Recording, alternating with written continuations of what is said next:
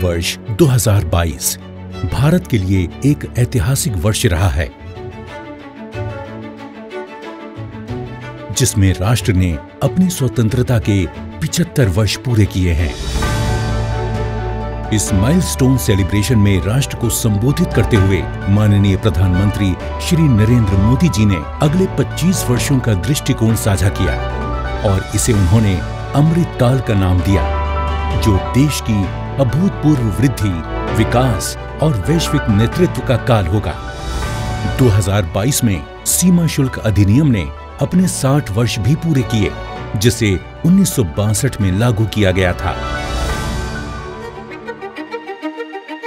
जहां सीमा शुल्क का इतिहास मध्यकाल में शुरू होता है, वहीं इसकी औपचारिक शुरुआत समुद्री सीमा शुल्क अधिनियम 1878 के साथ हुई, जिसके साथ आगे चलकर भूमि सीमा शुल्क अधिनियम 1924 भी लागू किया गया था। आजादी अपने साथ कई चुनौतियां और अवसर लेकर आई। सीमा शुल्क के अलग अलग प्रावधानों को मिलाकर एक समेकित कानून सीमा शुल्क अधिनियम 1962 के रूप में बनाया गया। इसने भारतीय सीमा शुल्क को एक बहुआयामी शक्ति के रूप में उभरने में नींव प्रदान की, जो हमेशा नई चुनौतियों का सामना करने के लिए तत्पर रहती है। Customs administration has reinvented itself over the years through liberalized procedures and infusion of technology. Faceless customs has been fully established.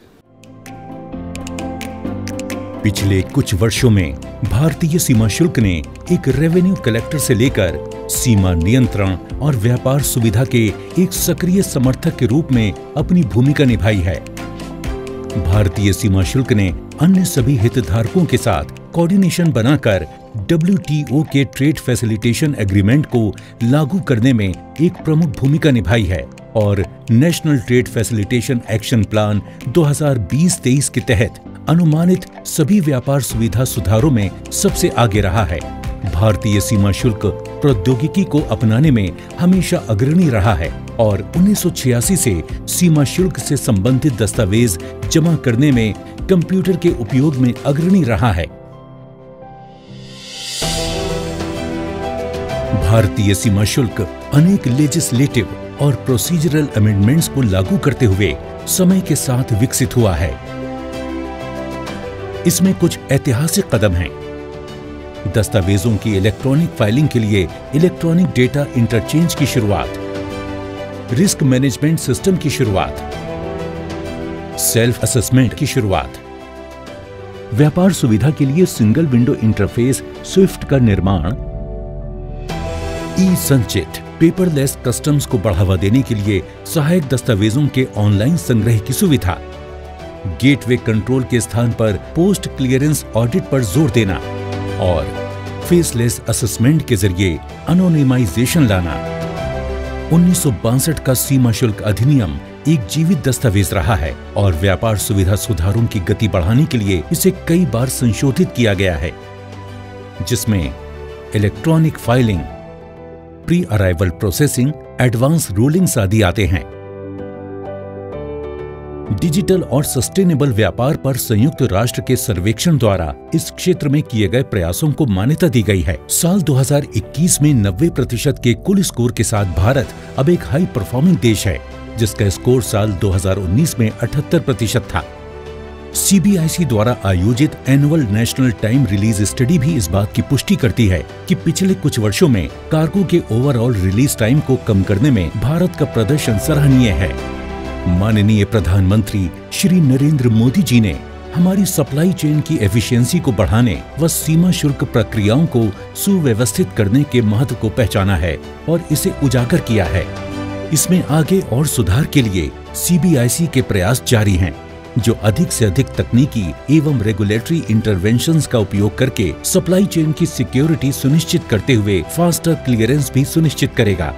इन्हीं प्रयासों के अंतर्गत की जा रही कुछ प्रमुख पहलों में सिंगल विंडो फेज 2, एक्सपोर्ट्स और ई बॉन्ड के लिए वेब बेस्ड पंजीकरण शामिल है।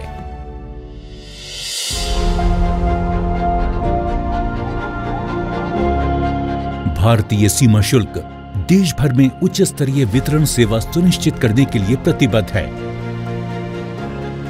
और इसका प्रमाण है देश भर में फैले बंदरगाह, हवाई अड्डे, इनलैंड कंटेनर डिपो और दूर दराज जगहों पर स्थित लैंड कस्टम्स स्टेशंस, जहां एक्सेसिबिलिटी, एडमिनिस्ट्रेशन और एनफोर्समेंट एक चुनौती है।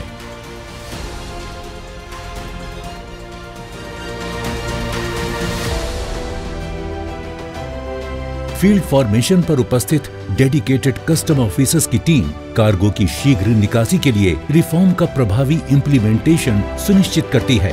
विभिन्न साझेदार सरकारी एजेंसियां भी कार्गो की सुचारू निकासी के लिए सीमा शुल्क के साथ मिलकर काम करती हैं। सेंट्रल रेवेन्यू प्रयोगशाला के ऑफिसर्स अपनी निष्पक्ष परीक्षण रिपोर्ट, तकनीकी राय और हाई क्वालिटी वाले रासायनिक विश्लेषण प्रदान करके कस्टम्स ऑफिसर्स को दिन प्रतिदिन निर्णय लेने में सहायता करते हैं। सिस्टम्स निदेशालय तकनीकी सहायता व उपकरण मुहैया कराकर फील्ड फॉर्मेशंस पर मौजूद ऑफिसर्स की मदद करता है। एनालिटिकल निदेशालय और रिस्क मैनेजमेंट सिस्टम अपनी एनालिटिकल रिपोर्ट के माध्यम से डेटा ड्रिवन अप्रोच को सक्षम बनाते हैं। इन्फोर्समेंट के क्षेत्र में भारतीय सीमा शुल्क ने नशीले पदार्थों की तस्करी, वन्य जीवों और पर्यावरण की दृष्टि से संवेदनशील वस्तुओं में अवैध अंतर्राष्ट्रीय व्यापार सहित सीमा पर आर्थिक धोखाधड़ी और वर्जित वस्तुओं की तस्करी का पता लगाने और उस पर अंकुश लगाने में महत्वपूर्ण भूमिका निभाई है। भारतीय सीमा शुल्क नशीले पदार्थों और वन्य जीवों की तस्करी की जांच करने के लिए स्निफर डॉग्स की K9 इकाइयों की स्थापना करने जैसे इनोवेटिव उपायों का भी उपयोग करती आ रही है।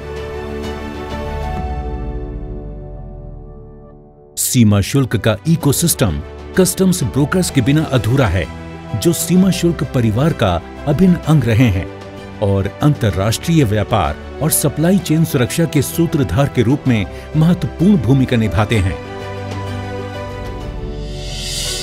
हाई क्वालिटी ट्रेनिंग और क्षमता निर्माण पर स्पष्ट रूप से ध्यान केंद्रित करते हुए भारतीय सीमा शुल्क का प्रमुख प्रशिक्षण संस्थान नासिन अत्याधुनिक ज्ञान और स्किल सेट के क्षेत्र में लगातार काम कर रहा है।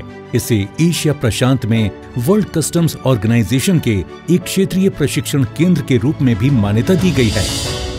विश्व में भारत की लोकप्रियता का कद जैसे जैसे उठा है, भारतीय सीमा शुल्क की भूमिका ने भी अंतर्राष्ट्रीय महत्व प्राप्त किया है, जिससे भारत वर्ल्ड कस्टम्स ऑर्गेनाइजेशन और वर्ल्ड ट्रेड ऑर्गेनाइजेशन जैसे मंचों पर अग्रणी बन गया है। भारतीय सीमा शुल्क वैश्विक व्यापार समुदाय को एकजुट करने का उद्देश्य भी रखता है और कई सक्रिय उपायों जैसे कि mutual recognition agreement, pre arrival exchange, MOUs और फ्री ट्रेड एग्रीमेंट्स FTAs के माध्यम से इस पर काम कर रहा है, जो बॉर्डर्स डिवाइड कस्टम्स यूनाइट इस कथन को सच साबित करता है।